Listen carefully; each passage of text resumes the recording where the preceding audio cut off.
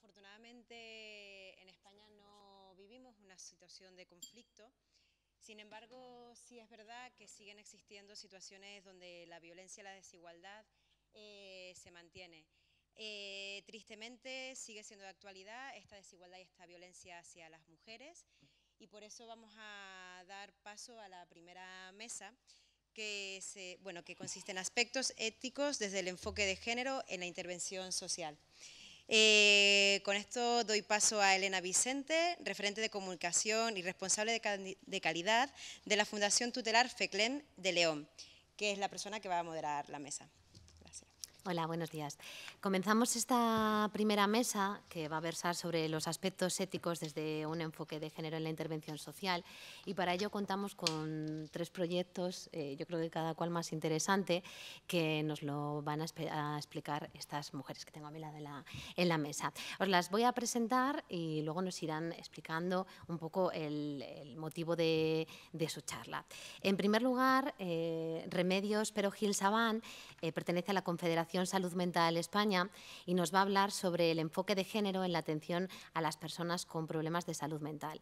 Ella es licenciada en Antropología Social y Cultural y diplomada en Trabajo Social. Actualmente es técnica del área de proyectos y estudios de la Confederación Salud Mental España y es especialista en salud mental, género e igualdad. Seguidamente le daremos paso a Silvia, que Silvia Ayue pertenece a la asociación Punto Omega y se dedica a acoso y ciberacoso. Es psicóloga del programa CLIC, Género en las TICs, y es directora del programa en Asociación Punto Omega. Y en tercer lugar, Nadia Panizo, de la Fundación EMET Arcoiris, nos va a hablar sobre mujeres contra la violencia y dependencia, dentro de un programa que se llama Encuéntrate, experiencias desde la ética profesional en la intervención con mujeres con problemas de adicciones y que sufren o que han sufrido la violencia de género.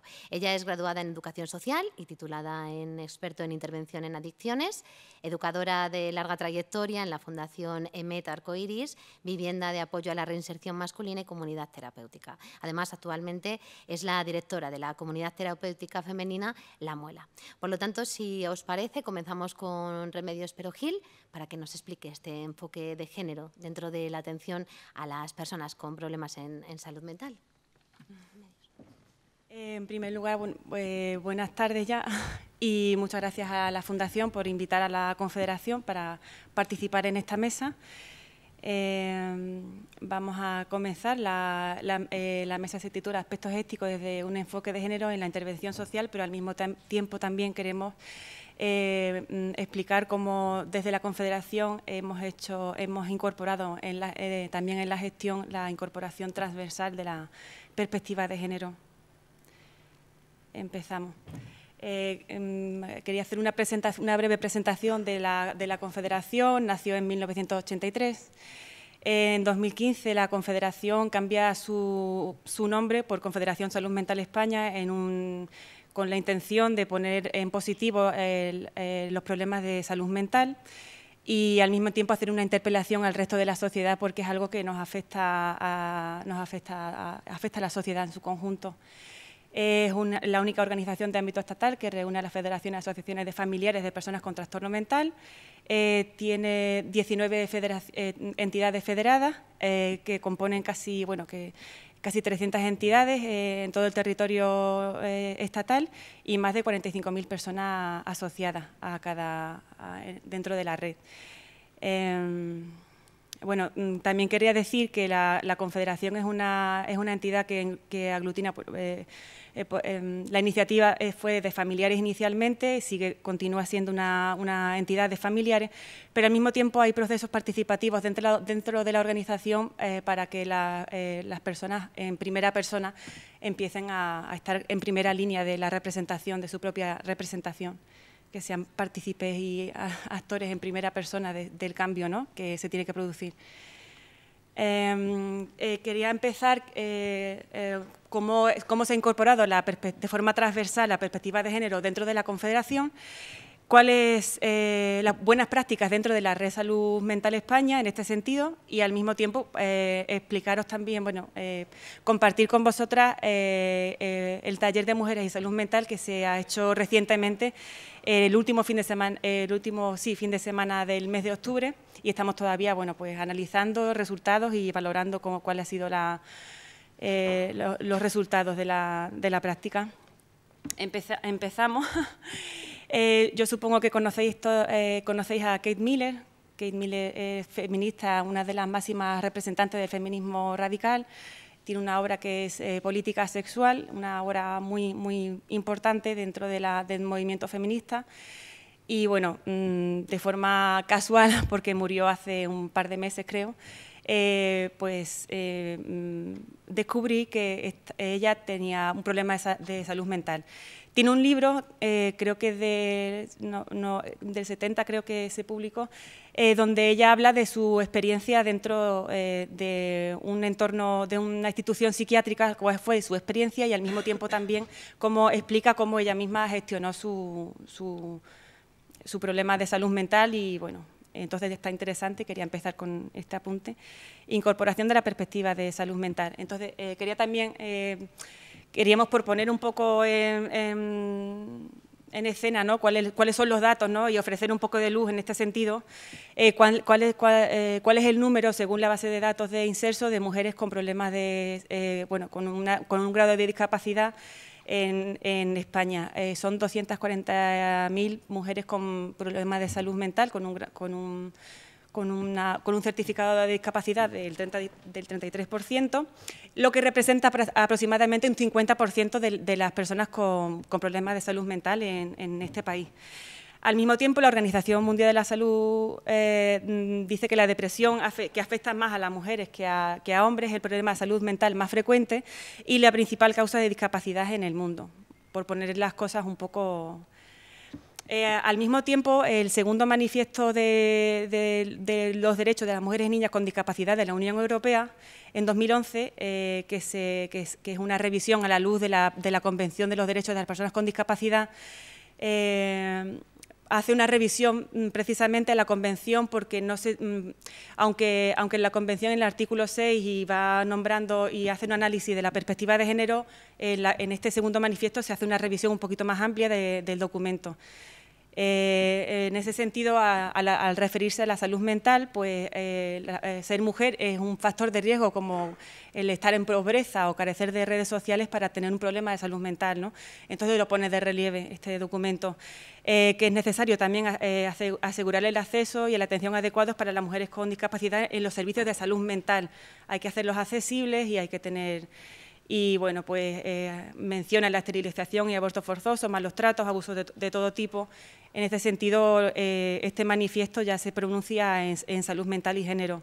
Al mismo tiempo, también hace mención que es necesario que los profesionales que atienden en salud mental tengan información y sensibilización en este sentido y la intervención la hagan desde un enfoque de derechos humanos, como es el documento que tenemos que nos ampara, que es la Convención de los Derechos de las Personas con Discapacidad.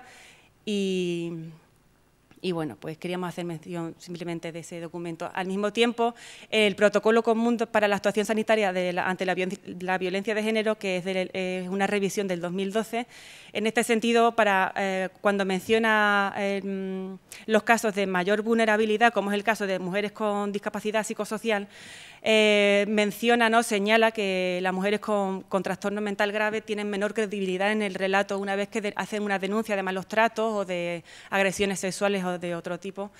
Y al mismo tiempo menciona la omisión de cuidados o la medicación negligente como una forma también de violencia contra las mujeres con problemas de salud mental.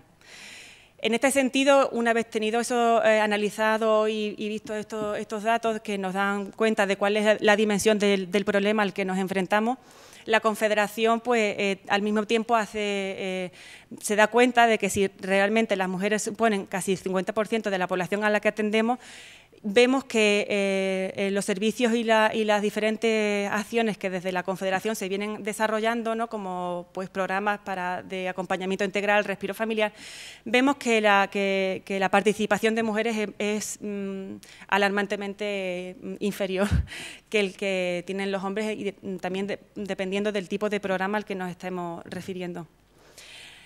Al mismo tiempo, la Confederación a diferentes niveles va incorporando esa perspectiva de género. Hay un estudio de salud mental e inclusión social, situación actual y recomendaciones contra el estigma. El estigma es la principal barrera para la participación plena, real y efectiva de las personas con trastorno mental. Pues en este estudio sí señalan la condición de género como una barrera añadida al colectivo con el que trabajamos. Al mismo tiempo, la Confederación igualmente elabora un informe sobre la vulneración de derechos humanos a la luz de la Convención, hace un seguimiento de esta Convención y también incluye cuál es la perspectiva de género. Desagrega los datos por género y empezamos a analizar de forma un poquito más en profundidad qué es lo que está ocurriendo, qué pasa con estas mujeres que no participan. En este segundo informe pues, se viene trabajando en la misma dinámica, pero ya empezamos a afinar un poquito más y empezamos a reportar datos de una manera un poquito más trabajados, ¿no?, en ese sentido. Por otro lado, también en la Confederación, en 2016, empezamos a implantar un primer plan de igualdad. Entonces, bueno, hay una trayectoria, esto no surge porque sí, sino que hay una trayectoria de trabajo que hace que en la Confederación pues, tengamos ese plan. Hay una apuesta por la conciliación para mejorar la calidad de vida de las personas trabajadoras a nivel organizativo de la Confederación. El propio plan de igualdad que bueno, pues, como resultado a estas acciones. Igualmente hay unas acciones y unas guías materiales y formativos de sensibilización que empezamos a manejar también desde la Confederación y igualmente pues, se crea una comisión de igualdad que es un paso más dentro de este plan de igualdad. Acciones y guías materiales formativos de sensibilización, pues hemos hecho en la Confederación una guía para una comunicación no sexista. Tenemos que empezar por el lenguaje y por nombrar aquello que parece que no existe, pero sí. Una guía formativa en género, una guía formativa también en salud mental desde una perspectiva de género, un anexo con un marco normativo internacional y otro con un marco normativo nacional. Y finalmente estaría también el taller de mujeres como medidas paralelas y transversales que vamos trabajando a diferentes niveles, a niveles organizativos, de experiencia con mujeres con problemas de salud mental y dentro de la organización. El taller de mujeres y salud mental se enmarca dentro del programa de IRPF 2016-17. El taller de mujeres, sí, perdón. Y bueno, queremos también compartir con vosotras las buenas prácticas, algunas buenas prácticas en la red de salud mental España. FEDEAFES, que es una entidad de la Red Salud Mental España de País Vasco, en 2014 empieza a estudiar cuál es la situación entre mujeres y hombres dentro de la organización. En 2015 presenta un primer estudio, es una herramienta de sensibilización y formación para profesionales que trabajan directamente con mujeres con problemas de salud mental y salta, porque es algo, en realidad son obviedades, salta la elevada vinculación entre violencia y enfermedad mental grave, como un desencadenante, como un agravante en los problemas de salud mental y como un factor igualmente también de riesgo para sufrir violencia machista. Todo es un círculo y es un círculo infinito destructivo, como sabemos que funciona la violencia machista, ¿no?, en nuestra sociedad. En 2017 publica en una segunda fase de la investigación, porque están trabajándola, estas investigaciones requieren de un tiempo y de una trayectoria, pero al mismo tiempo van reportando cada vez más datos, ¿no? 3 de cada 4 mujeres con enfermedad mental grave ha sufrido violencia en el ámbito familiar y de pareja alguna vez en su vida. 3 de cada 4 mujeres. Alrededor del 80% de mujeres con trastorno mental grave han estado emparejadas en algún momento de su vida, han sufrido violencia procedente de la pareja, el 80%. O sea, son datos, esta guía está publicada en FEDEAFES, si la queréis consultar, estos datos son demoledoras y dan cuenta de la gravedad de la situación, ¿no? y esto es en País Vasco. Al mismo tiempo, más de la mitad, el 40% de mujeres con problemas de salud mental no la identifican como tal. La violencia sabemos que se normaliza y no somos conscientes de que estamos sufriendo, están vulnerando nuestros derechos fundamentales. Ellas mismas no eran conscientes de que estaban sufriendo una situación de violencia. Y en la mitad, igualmente, de los casos, el profesional de referencia en la red salud mental no conocía la existencia del maltrato, cómo en un contexto terapéutico no se aborda los problemas, o sea, la violencia con la conexión que representa, ¿no?, en los problemas de salud mental, como se está constatando a través de este estudio. Como pautas, esta misma federación ofrece pautas, quiero decir, si hay violencia y hay un telón de fondo que es la violencia machista en salud mental para mujeres con problemas de salud mental, las pautas que dan son obvias, ¿no? Si sabemos que la mayoría de mujeres con enfermedad mental grave ha sufrido violencia pues hay que abordar, ¿no?, de alguna manera. La pauta principal es abordar la violencia de género una vez en contexto terapéutico cuando se está trabajando con estas mujeres. Y además debe abordarse de forma sistemática. Es obvio, pero bueno, pues muchas veces hace falta ponerlo sobre la mesa, ¿no? Entonces, estas son algunas de las acciones que FEDEAFE ha puesto en marcha con campañas de sensibilización en salud mental y mujer. FEDEAFE al mismo tiempo, FEDEAFE Galicia tiene un programa de atención integral a mujeres con problemas de salud mental, donde se ofrece acciones formativas, y dirigidas a mujeres con problemas de salud mental. La buena práctica, ya sí terminamos con el taller de mujeres y salud mental, porque también estuvo bastante interesante. La Confederación, viendo todos estos datos y al mismo tiempo pues elaborando a nivel interno acciones formativas y de sensibilización en género, queríamos hacer algo, ¿no? El primer paso era, pues, se pensó en dar un primer paso, acercarnos a esta realidad, aprovechando el conocimiento generado en la Red Salud Mental España y planteando acciones que incidan en la dimensión de género en el tejido asociativo y que procedan de mujeres con problemas de salud mental, que procedan de ellas mismas. Planteamos un taller residencial de 2 días de duración, donde plantear cuestiones, intercambiar ideas y generar un conocimiento común relacionado con esta dimensión. El taller de mujeres y salud mental se planteó como un primer encuentro a nivel estatal de mujeres con problemas de salud mental para generar un espacio de formación, que de ese taller también se generasen nuevas acciones específicas para poner en marcha dentro de la Red Salud Mental España, y que se extiendan al mismo tiempo ellas en primera persona, que extendiesen esta idea, las conclusiones extraídas del taller dentro de su red asociativa, ¿no? ¿Cómo formamos el grupo? Pues fueron 25 mujeres procedentes de todo el territorio, socias, en calidad de socias de la Red Salud Mental España, integrantes del Comité Pro Salud Mental en primera persona, de juntas directivas, personal técnico. El taller se desarrolló de forma muy sencilla, pero tan sencilla que ponía los pelos de punta. Establecimos paralelismo, la formadora estableció paralelismos, solapamientos y retroalimentaciones entre 4 conceptos: salud mental, enfermedad, estigma y género. Cuando estos conceptos interrelacionan entre sí, ya sabemos que la intervención debe ser interseccional, no una única dimensión nos define, sino que hay muchos ejes de discriminación e interseccionan todos. Cuando abordamos el estigma y el género, pues vimos que probablemente el modelo de estigma que venimos trabajando desde Salud Mental España responda más a un patrón masculino que a un patrón femenino. Puede ser que la principal barrera contra la que luchamos, que es el estigma, no haya tenido en cuenta cuál es la dimensión de género, porque la definición estigmatizante que extraímos del taller, que en opinión de las participantes se tiene de las mujeres con trastorno mental, sería el siguiente: serían vagas, incapaces, malas madres, desaliñadas, histéricas, sensibles e inferiores. Ellas mismas dibujaron un concepto estigmatizante que no responde necesariamente al patrón masculino que venimos trabajando.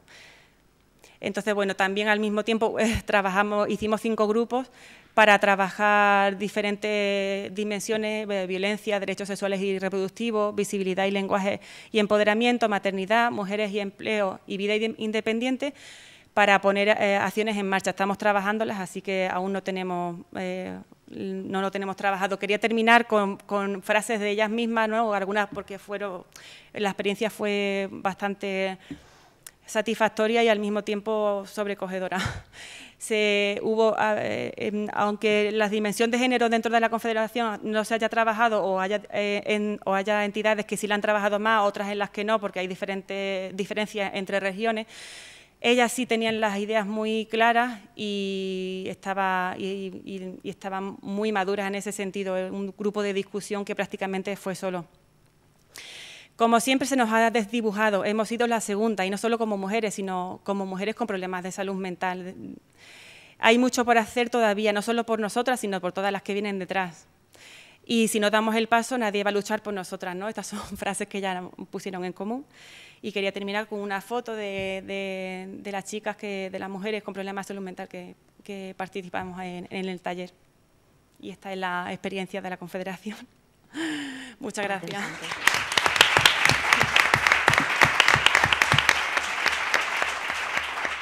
Gracias, Remedios, muy interesante. Luego, si os parece, dejamos la ronda de preguntas para el final y les podemos preguntar a las tres a la vez. Vamos a darle paso a Silvia Llué, que nos va a hablar sobre el acoso y el ciberacoso.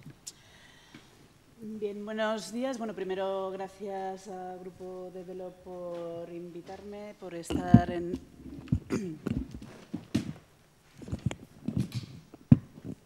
por invitarme para estar en esta mesa, para compartir con todos vosotros y vosotras este tiempo de reflexión sobre realmente estos aspectos éticos en torno a la gestión y la intervención social que entiendo que todos los que estamos y todas las que estamos aquí sentadas seguramente estamos trabajando en este ámbito y que, como siempre, no tenemos tiempo de pararnos y reflexionar, ¿no? Por eso considero que es especialmente interesante este tema. Cuando me llamó Nuria para pedirme a ver si podía colaborar hablando del tema del acoso y del ciberacoso, y además desde una perspectiva de género, la verdad es que se me plantearon unos cuantos temas, ¿no? Que espero poder... Perdón, que me suena...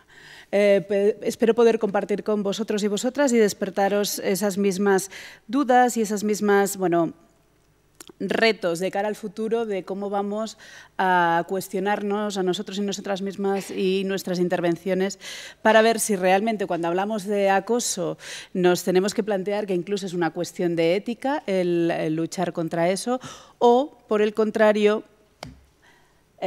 no lo es y que ahora pues realmente nos estemos planteando qué es lo que está pasando. Cuando he visto el vídeo de los niños y niñas de Siria que estaban allí pidiendo, ¿no?, fuera esa violencia, que nosotros tenemos vida y queremos dar un grito de esperanza porque queremos que las cosas sean diferentes.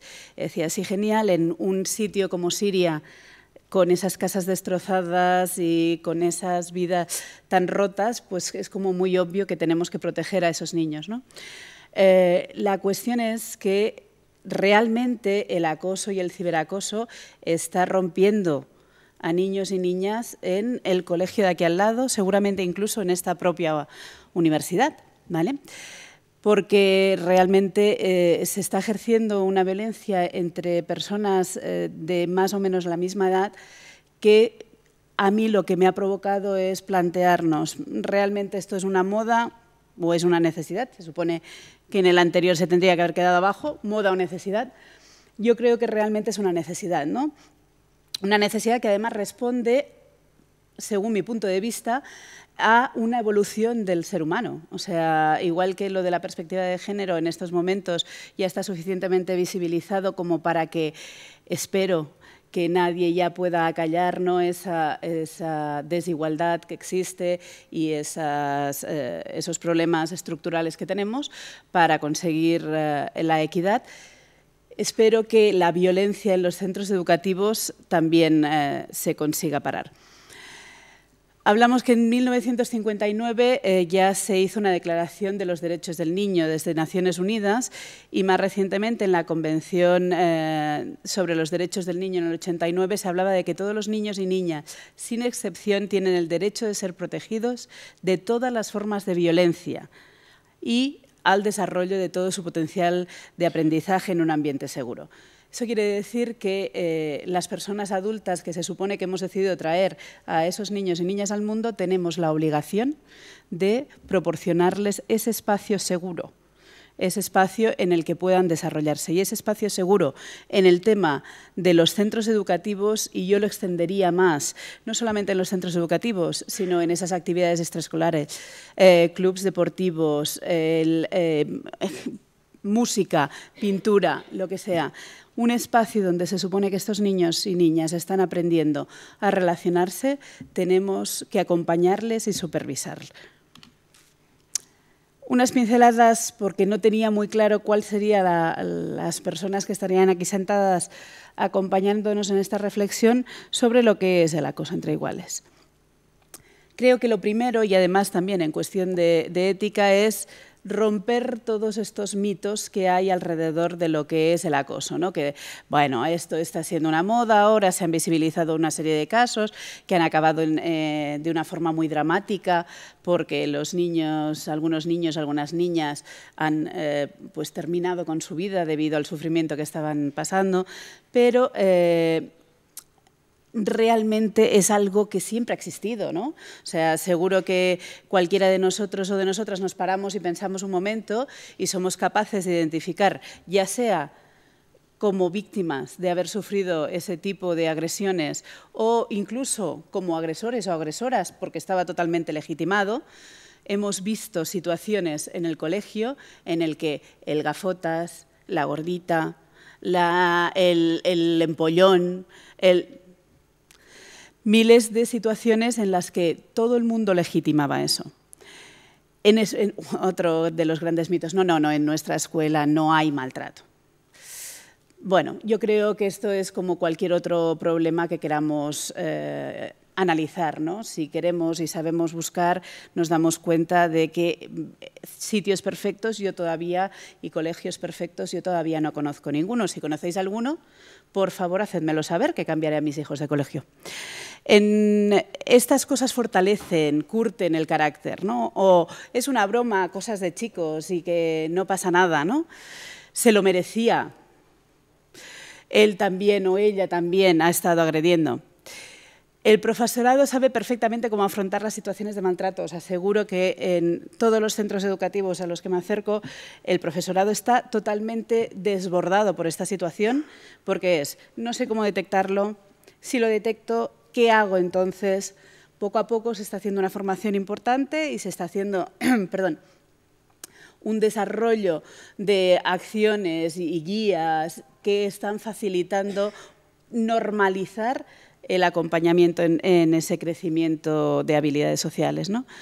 Y eso de que los agresores son siempre chicos fuertes, de familias desestructuradas, el malote de la clase, también deberíamos desterrarlo. Y el a quién no le han dado alguna vez de lado, ¿no? Sobre todo, sobre todo porque lo que hace todo esto es justificar, ¿vale? Justificar esa violencia y de alguna manera legitimarla, diciendo no pasa nada, o sea, miramos hacia otro lado, estos chicos saldrán adelante seguro. Bueno, esto está siendo un poco rebelde, no sé exactamente por qué, ¿veis? La definición de acoso. La definición de acoso es agresiones entre iguales que son conductas de hostigamiento, de intimidación, de persecución de una o varias personas, ya sea de forma física o psicológica, que están haciendo a una persona más, a otra persona, a un niño o a una niña. Para que se considere acoso y no agresión solamente, se tiene que tratar de acciones intencionadas, ¿vale? Cuidado con eso, porque si es tan simple como digo, ay, yo no lo sabía, ay, eso era una broma, podemos excusarlo de alguna manera, ¿vale? Y eso sí, tienen que ser reiteradas. a lo largo de un periodo de tiempo, ¿vale? ¿Por qué es así? Porque, y además ahora, si tenéis hijos o hijas o estáis rodeados de niños o niñas, cualquier cosa es que me están acosando. No es cierto que todo sea acoso y sí que les tenemos que ayudar a que utilicen el término en la forma apropiada cuando es acoso. Perdonadme un momento que... Entonces, sí que hay agresiones y lo que podemos visibilizar es hay agresiones, pero de eso a considerar que es un caso de acoso tenemos que dar un paso más. Cuando todo eso se hace a través de las redes sociales, a través de un videojuego, a través de una mensajería instantánea como WhatsApp, entonces estaríamos hablando de ciberacoso. Hay agresiones de todo tipo, ya sea como exclusión social, pero la exclusión social puede ser tanto activa como pasiva. Si yo no permito que alguien haga algo, si yo le estoy ignorando, es pasivo, pero estoy agrediendo de todas maneras. Agresiones verbales, tanto también directas, que estaríamos insultando, estaríamos poniendo motes, estaríamos agrediendo de forma con comentarios ofensivos o con comentarios despectivos, o también indirecto, cuando difundo un rumor. Agresiones físicas, que estas son las más obvias y las que para los niños y las niñas es más fácil de identificar. Muchas veces cuando tú hablas de agresión, dicen que las agresiones psicológicas no son agresiones y necesitan también entender que sí, obviamente. Las amenazas, bueno, como agresión física indirecta, todo lo que sea romper, esconder cosas de la otra persona. Y amenazas para atemorizar o para coaccionar. Y luego entraríamos, se supone, en lo que es acoso sexual, tanto verbal como físico. Luego veremos un poco más, porque aquí sería donde las chicas salen perdiendo descaradamente. En el caso del ciberbullying sería todo lo que tiene que ver con Internet. Entraremos luego también en el sexting, pero cualquier insulto a través de las redes, cualquier vejación, humillaciones, las amenazas también o coacciones que estábamos hablando antes, aquí nunca puede ser físico, pero sí que es verdad que lo está poniendo de tal manera que la agresión, con una sola agresión a través de Internet, podría considerarse caso de acoso, claro, de ciberacoso, claro, debido a las repercusiones que tiene, ¿no? Ya que al utilizar las TIC el agravamiento es muchísimo mayor cuando alguien te está acosando en el colegio, tú te vas a tu casa y no estás recibiendo acoso, a no ser que sea a través de las redes sociales, que son 24 horas, 7 días a la semana. La sensación de impunidad por parte de las personas que están acosando, esa difusión exponencial, o sea, lo mandas a una persona, no tienes ni idea de a cuánta gente va a llegar y posiblemente sea muchas personas y además mucha dificultad para que eso se borre. En estos momentos, en todas las comunidades autónomas están haciendo planes específicos para conseguir atajar o al menos intentar tanto prevenir como actuar de forma directa en el tema de acoso.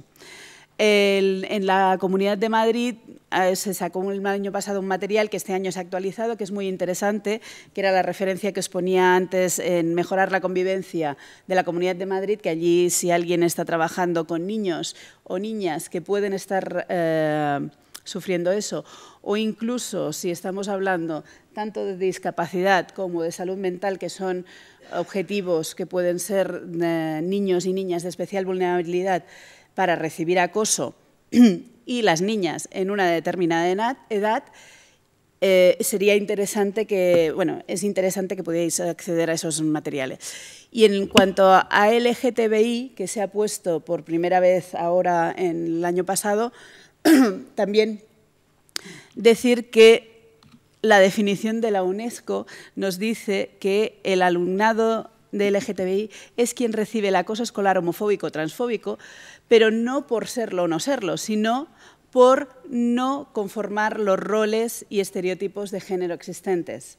Un chico, una chica, un chico que simplemente le guste jugar con las chicas o no le guste el fútbol, recibe una discriminación y un acoso directo simplemente por el hecho de no estar cumpliendo con lo que se espera de él por el hecho de haber nacido en un cuerpo chico. Y no olvidemos que realmente las personas que forman parte de una situación de acoso, que eso posiblemente es lo más importante, es que tanto la persona agredida como las personas o la persona agresora y las personas que están alrededor forman parte de todo eso. En el momento en que hagamos una intervención, tiene que estar dirigida a los tres grupos, porque si no, estamos atajando o estamos interviniendo con unos y no con otros y estamos haciéndolo de forma inapropiada. Entonces, como sociedad debemos tener claro qué es eso. El acoso existe, hay menores que están sufriendo y cuanto antes se actúe mejor. Si se sospecha que existe una posible situación de acoso, ante la primera agresión se debe actuar. Y sería cuestión de prevenir esa violencia entre iguales. ¿Qué nos debemos plantear? Que posiblemente aquí está el meollo de la cuestión, para prevenir esa violencia entre iguales. Que esa violencia entre iguales, estamos hablando de acoso, pero no podemos olvidarnos que estos niños y estas niñas que a día de hoy están tratándose de una determinada manera, están aprendiendo en cómo relacionarse, dentro de X años serán las personas adultas que se relacionarán. Si en estos momentos están aprendiendo y consolidando patrones de conducta que hacen que no respeten, que no acepten la diferencia, la diversidad, que no entiendan que la empatía es necesaria para convivir en sociedad, tendremos un serio problema. Con lo cual nos debemos plantear qué está potenciando la violencia entre los y las menores. Yo creo que les exponemos de una forma tan exagerada a situaciones de violencia, simplemente ver las noticias mientras estamos comiendo es exponer a esos niños y a esas niñas a unas situaciones de violencia que, muy lejos de ayudarles a sensibilizarse con esas situaciones, lo que hacen es hacer una desconexión emocional con esas situaciones. No puede ser que estés comiéndote un filete y te estén poniendo a estos niños de Siria y estas niñas de Siria y no te afecte. Aprendes a que no te afecte. Eso es desensibilizar en algo que justo no queremos que ocurra. Pero no solamente, obviamente, las noticias, sino los programas que están viendo, las series que están viendo, que son series, en muchos casos, dirigidas a personas adultas con unas ironías que no saben ellos manejar, o los videojuegos que lo que promueven en algunos casos es un trato clarísimamente violento hacia las personas que están alrededor, en este caso además asociado a situaciones de ocio. Con lo cual nuestro pequeño cerebro que va aprendiendo asocia violencia a ocio y lo ven como un todo. Luego les pedimos que se relacionen entre ellos de forma respetuosa, cosa que es tremendamente complicada. ¿Afecta por igual a niños y niñas de todas las edades? No, se está viendo en estos momentos que el acoso físico es más en primaria, el acoso psicológico se da más en primeros cursos de secundaria y el acoso ya más dirigido a agresiones más con connotaciones sexuales a tercero y cuarto de secundaria.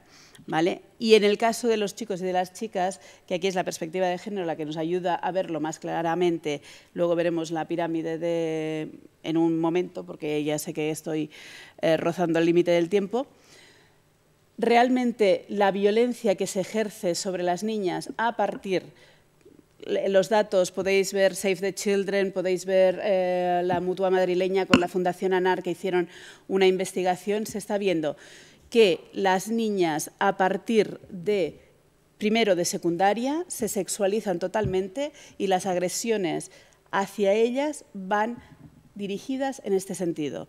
¿Cuál es su aspecto físico? Si están si están dispuestas a relacionarse de forma sexualizada, si están exponiéndose para ser valoradas como mujeres sexualizadas. ¿Vale? Mientras que a los chicos ese tipo de agresión no les da. Por eso parece que las agresiones en secundaria sean principalmente a chicas. Los datos están mostrando que en secundaria las grandes afectadas son ellas. Y luego tendremos que plantearnos cómo podemos potenciar justo lo contrario, que es la convivencia pacífica. Si estamos dando todos estos mensajes negativos, a mí están viviendo, a pesar de que estamos en un momento en el que se supone que es el momento de la historia de la humanidad en la que hay menos violencia en la Tierra, ayudarles a que ellos sean capaces y ellas sean capaces de visibilizar esto y buscar esa esperanza. Cuando vemos la pirámide de violencia de género en las TIC, nos damos cuenta que desde un principio, ya desde la brecha digital, la primera ya más o menos está solventada, pero la segunda y la tercera es el uso que estamos haciendo las mujeres, la destreza que tenemos en el uso de la tecnología, los modelos que seguimos repitiendo en el cara a cara en la sociedad y que se repiten en la versión de Internet. Los videojuegos totalmente sexistas y muy violentos, la imagen, la publicidad, ese lenguaje sexista que también está. Las mujeres no están desarrollando videojuegos, muy poquitos, por lo tanto los videojuegos son realizados por hombres para satisfacer los gustos de los hombres. Las chicas son agredidas cuando se dedican a jugar a videojuegos que son destinados para chicos. En el momento en que se identifican como chicas, son agredidas en los videojuegos. Obviamente de forma verbal, ¿vale? Pero se ha llegado a dar agresiones directas en campeonatos, que se hacen campeonatos de videojuegos, también han recibido eso. Todo lo que es control a través de las redes sociales y a través del móvil. En estos momentos que hablaréis de violencia de género relacionada con el tema de las adicciones, las chicas son adictas a gustar en las redes sociales. Nosotros que también trabajamos el tema de las adicciones, podemos ver que las chicas a una determinada edad lo que buscan es eso, que se les reconozca como mujeres deseables en las redes. Y el sexting que os decía antes, curiosamente el sexting es una práctica de simplemente enviar imágenes con contenido sexual a quien yo quiera. Las campañas publicitarias, si las observáis, que se hicieron de sexting, de hecho una que a mí me parecía muy interesante, lo que hacían era culpabilizar a la chica por haber hecho esa fotografía. ¿No deberíamos empezar a culpabilizar al chico por haber mandado y vulnerado la intimidad de esa chica? Lo que le decimos es: tienes que protegerte porque eres una mujer y como mujer te van a agredir. Digo yo que tendríamos que plantearnos algo. No entro en esto porque no llego. Bueno, la cuestión es que realmente yo sí que considero que en cuanto veamos algo, hay muchos casos de acoso en estos momentos en secundaria que se podrían considerar casos de violencia de género directas, ¿vale? De momento se están trabajando por regla general como, si no es en pareja, se están trabajando como acoso, pero la violencia que están ejerciendo los chicos hacia las niñas es violencia de género. Y se supone que lo que ponía al final era: tenemos que prevenir para que no haya una siguiente agresión. Eso es lo que yo espero que de aquí hayamos sacado claves en pensar en cómo podemos hacer esa intervención para que sea efectiva. Muchas gracias.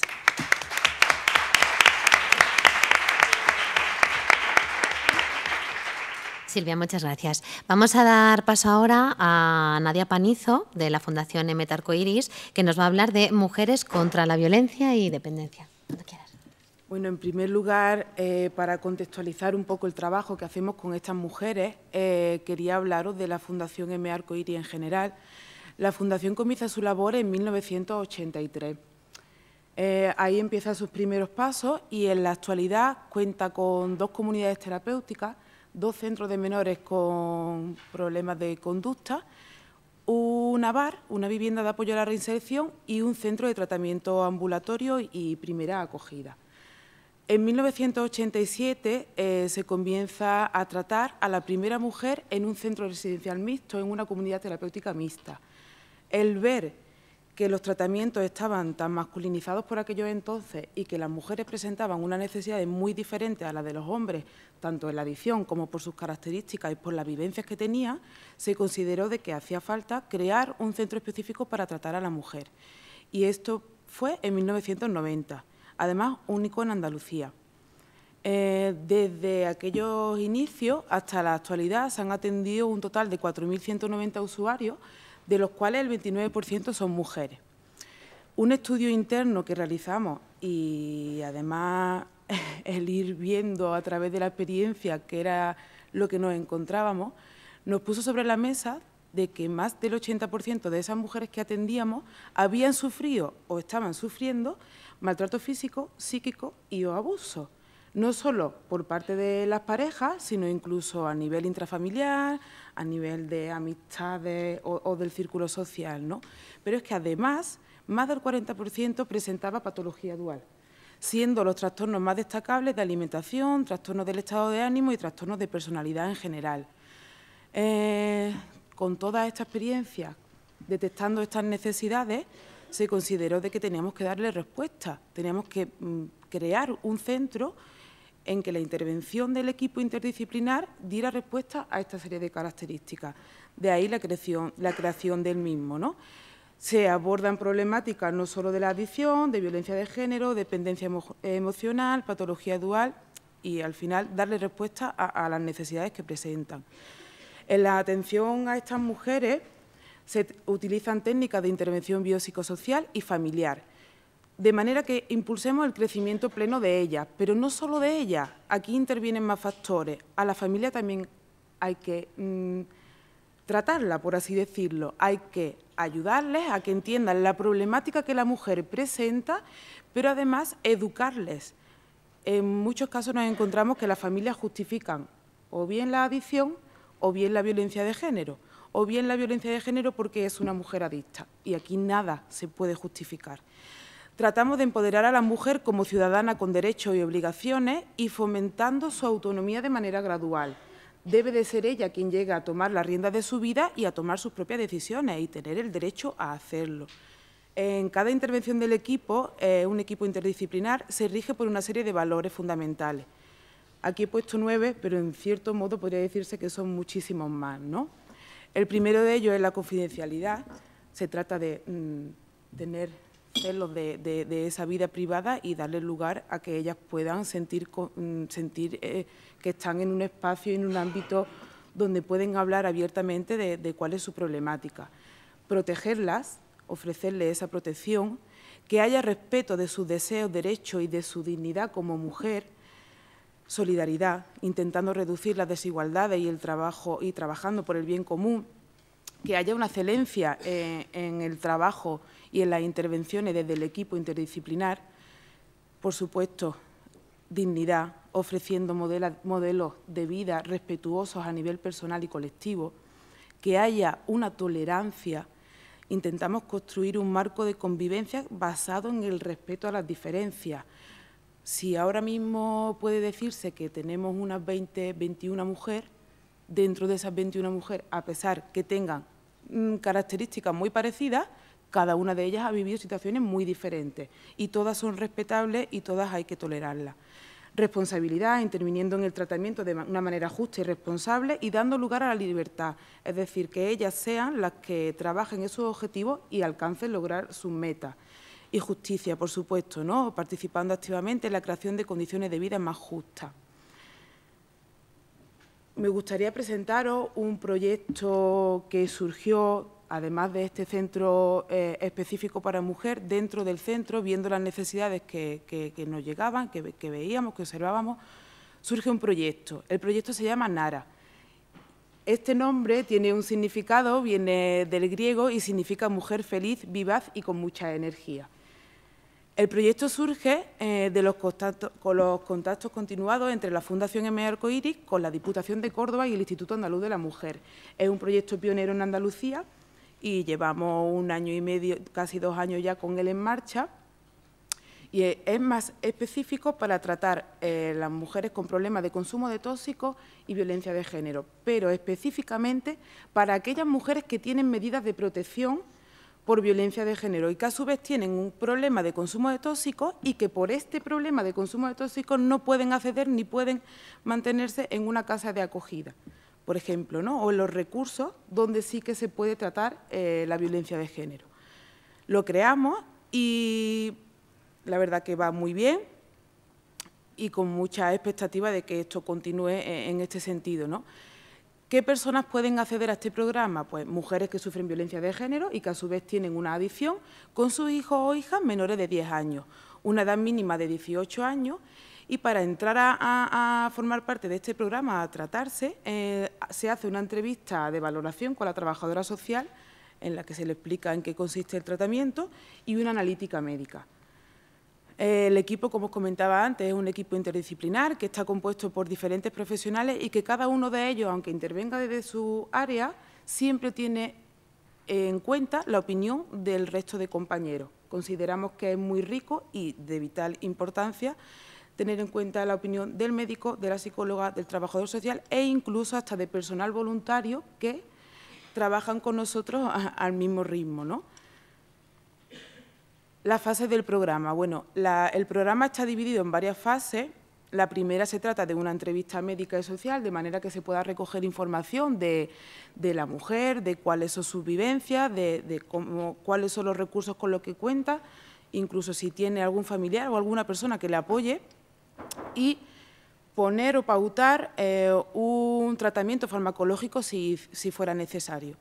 La segunda parte es cuando la mujer llega al recurso, a nuestro centro.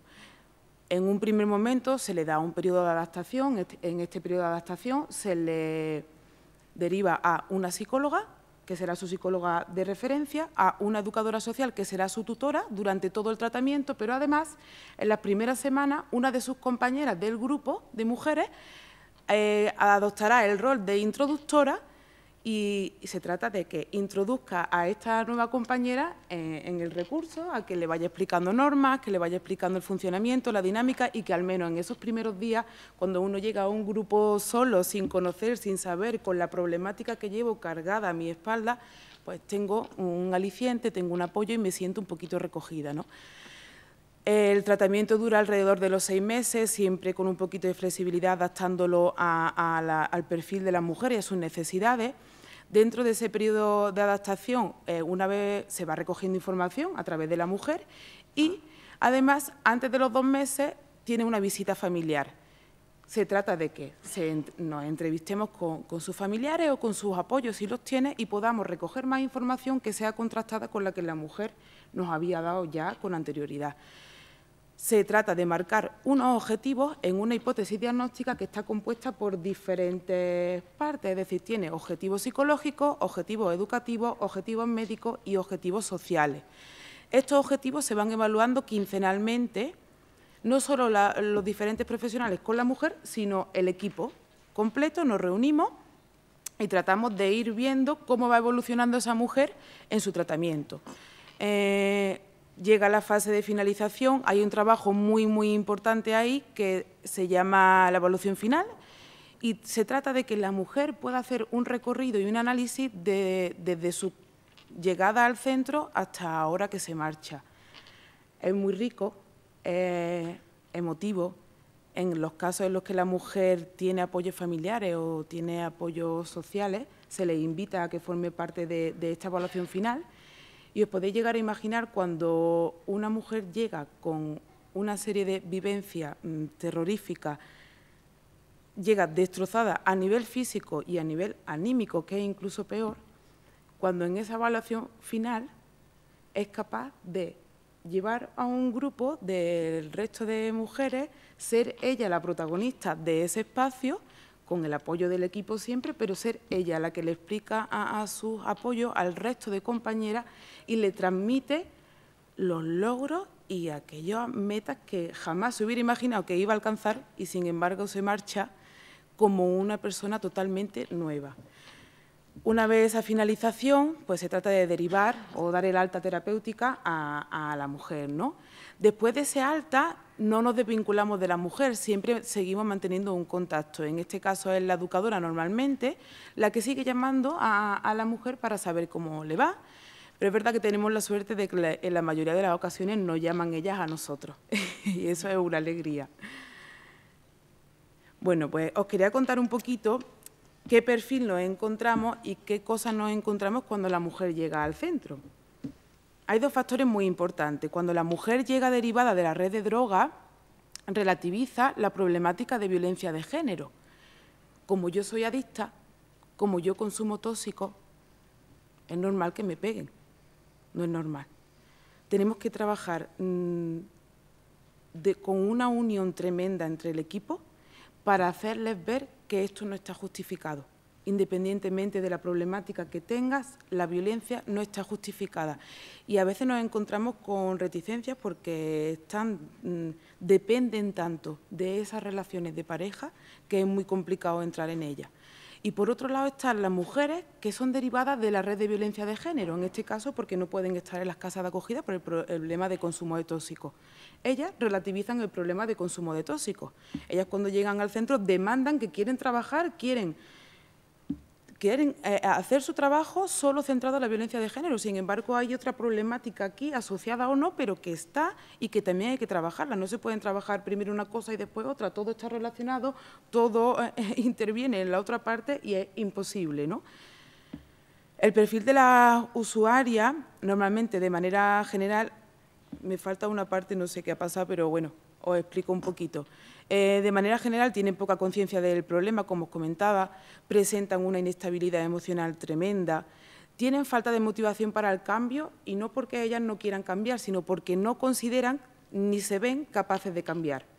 Escasas expectativas de autoeficacia. ¿Cómo voy a ser yo capaz de conseguir este objetivo? ¿Cómo voy a ser yo capaz de hablar como tú hablas? ¿Cómo voy a ser yo capaz de dirigir un grupo de personas? Si son capaces, solo que nunca se han visto, ¿no? O nunca han tenido la oportunidad de verse. Una baja autoestima, por supuesto, asertividad deficiente, escasa capacidad de iniciativa, hay escaso apoyo familiar, a veces buscan la afectividad a través de las relaciones sexuales.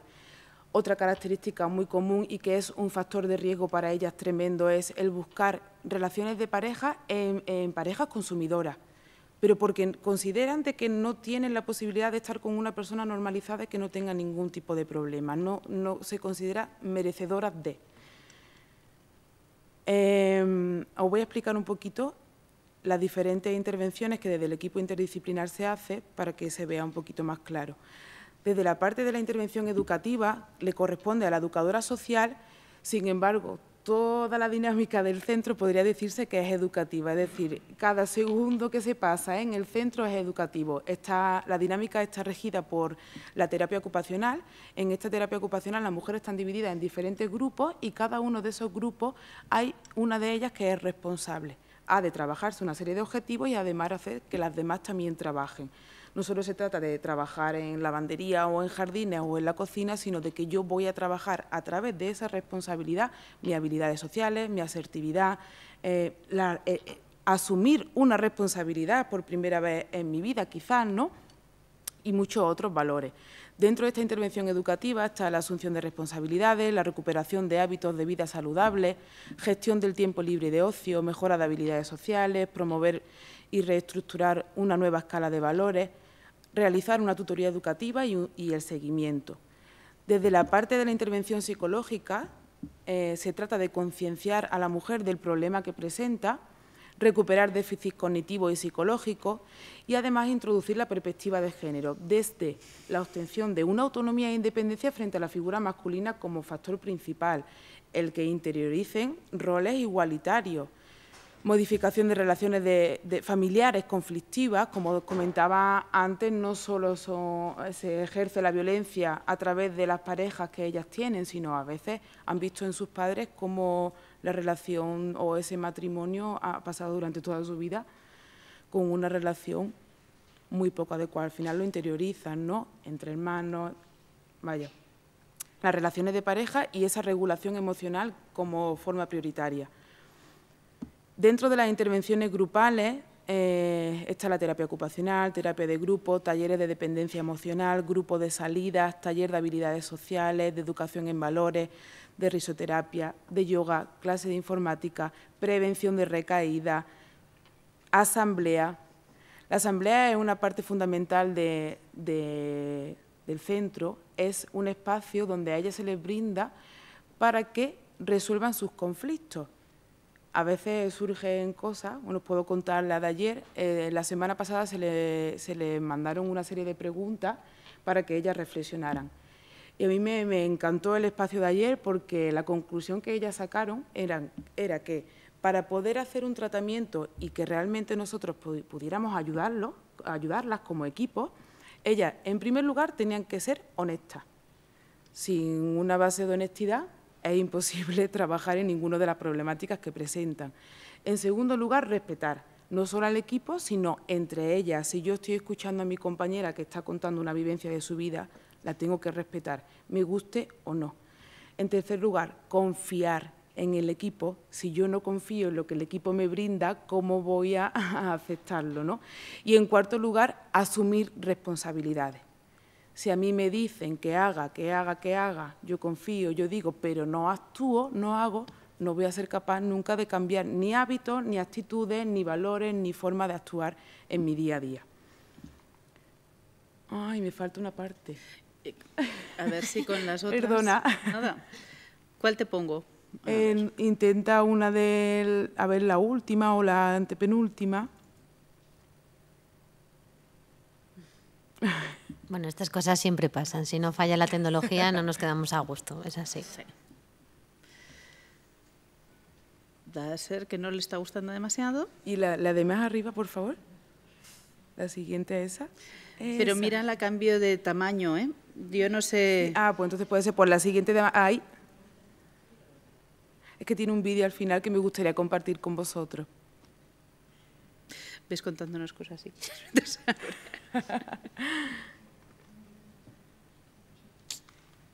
¿Es este el vídeo? Sí. Lo podemos poner Bueno, directamente. si queréis os puedo seguir yo contando un poquito. Porque se nos va el tiempo. Queda el final, Eso es lo que y el estoy final son las expectativas del programa, ¿no? ¿Qué expectativas se tiene de este programa? Pues, sobre todo, conseguir el mantenimiento y de la abstinencia de estas mujeres para que puedan ser derivadas a recursos donde se trabaje la violencia de género de manera más específica, pero que vayan ya con una estabilidad emocional, con una abstinencia, vayan mejor y puedan abordar eso de manera más específica. Además, que se les permita a ellas ir trabajando en su vida. Al final, esto es un trabajo a nivel vital, es que es trabajar con ellas en todos los ámbitos de su vida. Se trata de que acepten su realidad y de que tengan el lugar de decidir por sí mismas, ¿no? Lo resumimos en una frase y es: son las puertas hacia una nueva vida.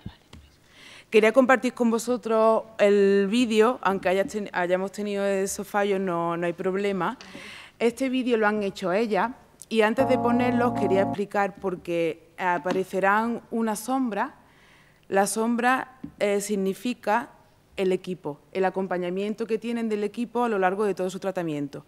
En algunas partes se ve un poquito regular, entender que lo han hecho ellas con todo su cariño y yo me siento súper afortunada de poder compartirlo con vosotros. Muchas gracias, espero que os guste.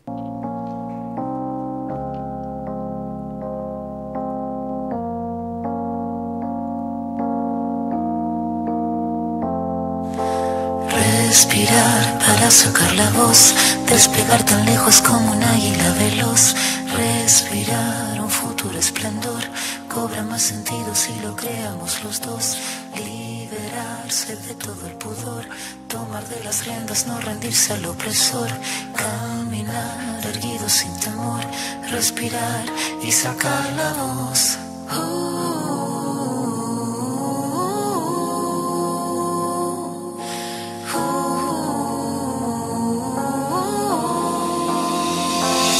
Tengo los bolsillos vacíos, los labios partidos, la piel con escama cada vez que miro hacia el vacío.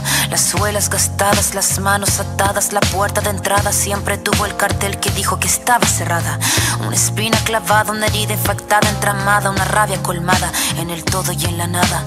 El paso torpe al borde sin acorde, cada vez que pierdo el norte tengo la pérdida del soporte. El tiempo que clava me traba, la daga me mata, filo saluda la flama sin calma que de las manos se me escapa, pero tengo mi rincón florido, sacar la voz, no estoy sola, estoy conmigo. Liberarse de todo el pudor, tomar de las riendas, no rendirse al opresor, caminar erguido sin temor, respirar y sacar la voz.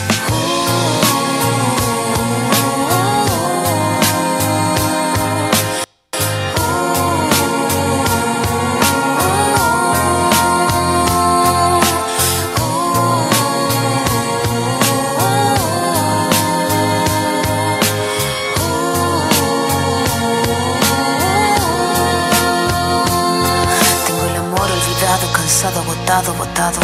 Al piso cayeron todos los fragmentos que estaban quebrados. El mirar encorvado, el puño cerrado. No tengo nada, pero nada suma en este charco. Mandíbula marcada, palabra preparada, cada letra afilada hasta la cresta de la oleada. Sin pena ni gloria, escribir esta historia. El tema no es caerse, levantarse es la victoria. Venir de vuelta, abrir la puerta, estar resuelta, estar alerta, sacar la voz que estaba muerta y hacer la orquesta. Caminar, seguro, libre, sin temor, respirar y sacar la voz.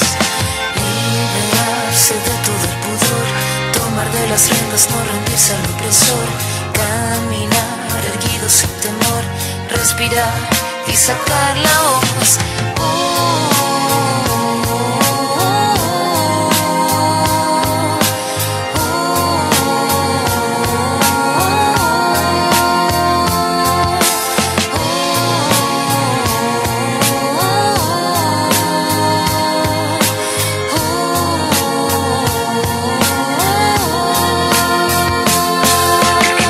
La daga, haga lo que haga uno, estraga oportuno, tú no cobras lo que el tiempo paga. Se traga saga tras saga, raspa con su amarga espátula, huérfanos hace de brújula, se lúcida lenta en celo, blanca el arma, blanco el pelo, su blanca cara de crápula. Esta décima espinela, la que Violeta cantaba, la de la sílaba octava del payador, vieja escuela, y lo que duela, si es que tiene que doler, la flama sin calma que arder tenga, que así siga ardiendo, que siga fosforeciendo si tiene que florecer. En un cordel a colgar la copla que el viento mece, que pocas veces merece, cada pena suelta voz, cada tos, pensando en sacar la voz.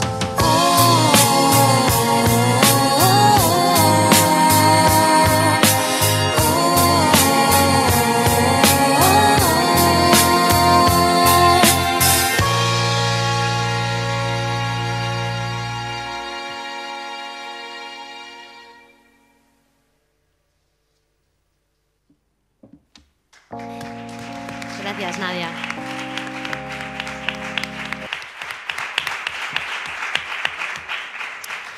Una mesa muy interesante que además terminábamos con una palabra empoderamiento para la mujer, que yo creo que al final ha estado de fondo en las tres charlas que hemos tenido, porque además de destacar aspectos que tienen que ver con el género, con las desigualdades, la violencia que ha salido además también en las tres, nos deja una sensación positiva, porque al final tenemos, por ejemplo, nos decía Nadia que empoderar a la mujer dando respuestas concretas, o Silvia que nos hablaba de espacios seguros, que hay que crear espacios seguros, o por ejemplo Remedios que nos hablaba de medidas específicas para que deje de existir, ¿no?, esa vinculación entre la enfermedad mental y la mujer.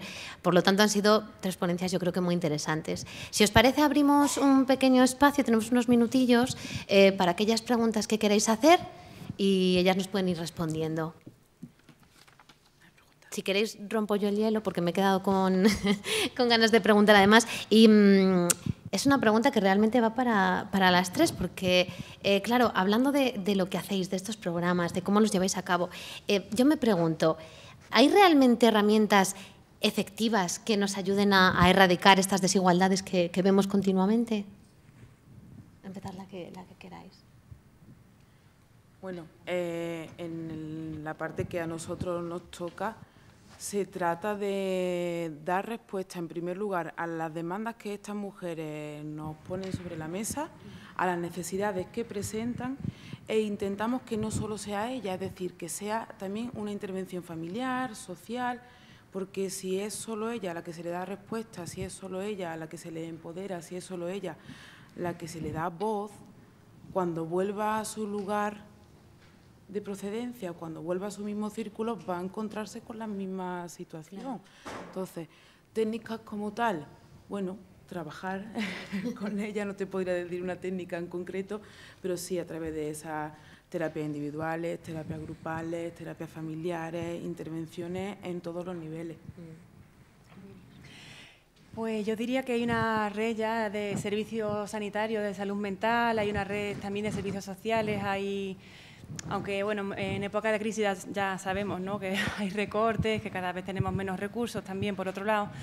Pero realmente las estructuras del estado de bienestar lo tenemos las herramientas, sabemos qué hay que hacer, tenemos buenos equipos técnicos, que yo creo que no hemos tenido equipos técnicos tan formados como los que tenemos ahora.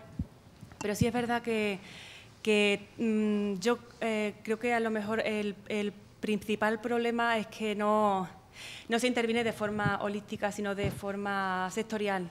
No podemos tratar el problema de salud mental, por ejemplo, en el caso de mujeres, si no tenemos en cuenta cuál es una perspectiva de género y que puede haber una violencia de telón de fondo que estamos invisibilizando, intentando tratar de forma aislada un trastorno mental.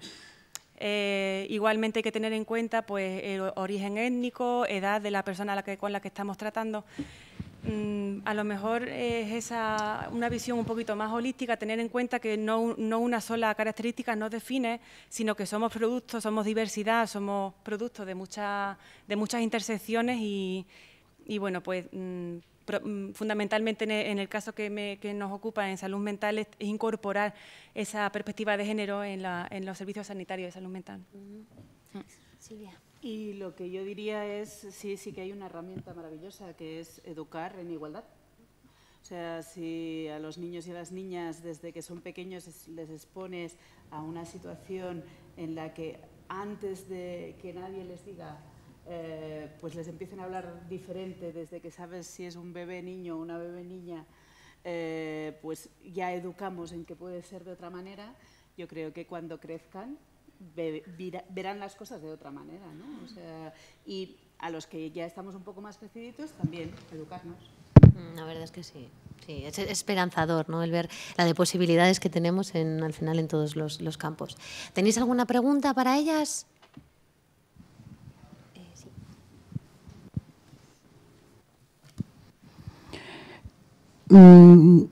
Me da mucha pena que estemos todavía en los años en que estamos y que estemos hablando todavía de esto. Y por desgracia se está repitiendo en nuevas generaciones.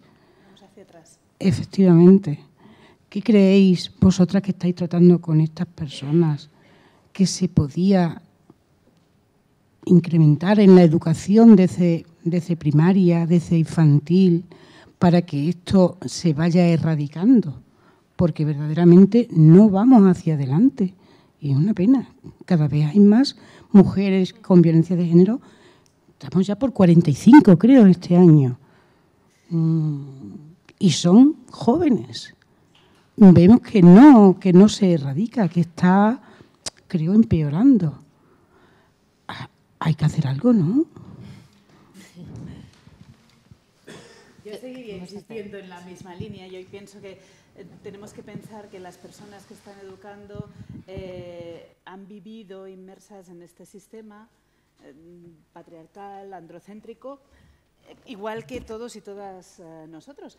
Entonces, primero darte cuenta de que hay algo que chirría, luego hacer todo el análisis personal, de decir todo lo que me tengo que cuestionar y luego ponerlo en práctica, es un proceso que no es nada fácil. Y hay ciertas personas que tienen muchas resistencias. Entonces, yo creo que yo sí que tengo una sensación de esperanza, aunque estemos yendo de alguna manera en la gente que es adolescente en estos momentos un poco hacia atrás. Yo sí que pienso que el sistema en general está vibrando y está moviéndose de alguna manera. Hace 20 años esto no se podría ni siquiera mencionar ni plantear. Sí. Y ahora ya, bueno, pues parece ser que sí que hay cosas que se están moviendo, ¿no? ¿Estaréis de acuerdo? Sí, yo diría también que la conquista de derechos no es algo lineal, sino que probablemente sea cíclico, ¿no? estemos en un momento en el que disfrutemos de derechos, de conquistas y que al mismo tiempo, pues en algún momento retrocedamos. Entonces puede ser que estemos de forma formal conquistando y poniendo sobre la mesa, por lo menos visibilizando, pero al mismo tiempo esas conquistas sociales deberían estar blindadas de alguna forma. No podemos consentir que la conquista de derechos desaparezca ante nuestros ojos, y también porque las estructuras de las sociedades en las que vivimos tienen también sus armas de lucha. Entonces tenemos que mantener y conservar una capacidad crítica, que aunque estemos dando pasos hacia adelante, también saber que el poder sigue estando en manos de hombres, que sigue estando donde está y que el dinero mueve el mundo. Entonces, bueno, la revolución viene por parte de un cambio de estructura también mental, creo yo. Estoy de acuerdo con Silvia y Remedios, y hago hincapié en esa educación de igualdades o en igualdades, como decía Silvia, pero ya no solo con los más pequeños, sino hasta los más mayores.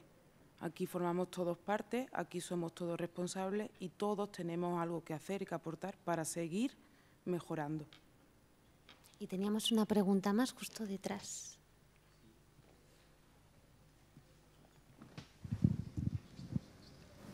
Mi planteamiento es si no estamos cerrando el tiro, el disparo, y convertimos, no sé, hace unos días en un programa de radio, una mujer que tenía que ir a todos los sitios víctima de violencia y tenía que ir acompañada pues de un poli que la protegía. Y la señora lo que planteaba es: yo no quiero llevar un poli conmigo, que le pongan este poli a quien me persigue.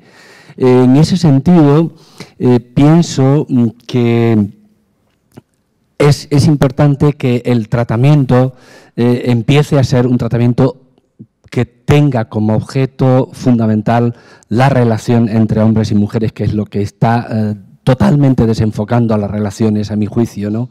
En ese sentido, yo planteo la interrogante, porque el modelo diferente del que EMET ha asumido, aunque tenemos un largo recorrido juntos, nosotros hemos convertido todos nuestros recursos en recursos mixtos, porque nos parece que funciona un sistema de espejos, y cuando abordamos la perspectiva de género de hombres y mujeres que han ejercido o han padecido la violencia en la esfera que sea, y abordan juntos el superar esos contextos de violencia en un entorno controlado y terapéutico, pensamos que puede ayudar enormemente a cambiar la relación y la posición de las mujeres hacia los hombres y de los hombres hacia las mujeres. En ese sentido, sí nos parece que a nivel terapéutico a veces el crear espacios específicos para las mujeres puede ser idóneo, pero puntual en el tratamiento, que nos parece que el sistema de espejos tiene unos efectos muy positivos, no solo en el tratamiento, en un centro como el que habéis reflejado vosotros, sino también en la sociedad en la que vivimos, y habrá que replantearnos la manera de ejercer de hombres y de mujeres, pero juntos. Yo, si me permite, Juan, discrepo, tengo que decírtelo. Nuestra experiencia nos dice que cuando una mujer se encuentra en un grupo, si en ese grupo se encuentra cómoda, va a ser capaz de compartir y de abordar situaciones de su vida o las peores situaciones de su vida. Sin embargo, cuando se encuentra en un grupo en el que lo comparte con hombres y algunos de esos hombres han ejercido la violencia, aunque no haya sido con ella, eso ya es un limitante. Si yo no puedo llegar hasta la mujer, si yo no puedo llegar hasta su problemática real, no la puedo ayudar. Yo tengo que darle un espacio donde ella pueda sentirse cómoda, pueda sentirse libre, pueda sentirse respetada y que confíe en nuestras manos y que se ponga en nuestras manos. Claro, yo creo que el sentido de trabajar con mujeres en grupos específicos donde no tienen cabida hombres es porque partimos de una situación de desigualdad. Si las mujeres estamos en un punto en el que tenemos que hacer todavía una trayectoria y un recorrido, probablemente si formamos grupos mixtos, los hombres acaben de alguna manera manejando o controlando, pero porque son formas de relacionarse, ¿no? Entonces yo creo que en primer lugar hay que trabajar, como bien dice, sí, las relaciones a nivel relacional con hombres, pero con mujeres separado. Pero precisamente por eso, porque hay una situación de desigualdad, los hombres estáis en un punto y las mujeres pues estamos varios pasos atrás. Tenemos que recorrer todo ese camino para ponernos al mismo nivel. Una vez que hayamos conseguido eso, ya sí, a lo mejor podríamos empezar a trabajar, pero siempre desde una situación de igualdad. Por eso no se entiende muchas veces por qué mujeres solas, por qué estáis solas, por qué es que tenemos que hacerlo juntos, es que tenemos que hacer... Pero el recorrido que tenemos que hacer con mujeres es más largo y se tiene que hacer, se tiene que andar. Yo estoy totalmente de acuerdo. Es verdad, y además yo pienso que los hombres...